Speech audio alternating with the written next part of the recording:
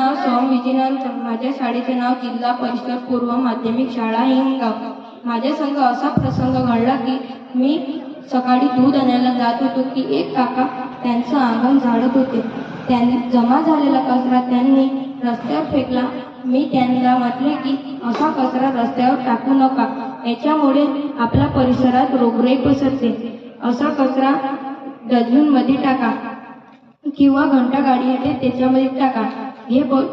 हे काकाला समजले की काका म्हणते की असा याच्या पुढं मी असा कचरा डस्टबिनमध्ये टाकेल, रस्त्यावर टाकेल नाही. असं माझ्या संग असा प्रसंग घडला होता.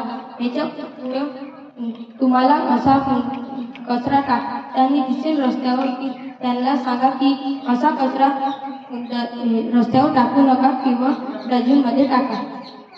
इतके बोलून माझे 2 शब्द